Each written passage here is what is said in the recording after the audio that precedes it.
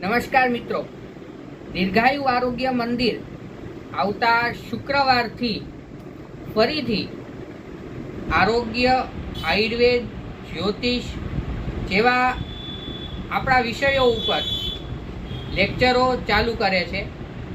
આવતા શુક્રવારથી શુક્રવાર અને મંગળવારે રાત્રે 9:30 વાગે આપણે લેક્ચરો ચાલુ કરી રહ્યા છીએ.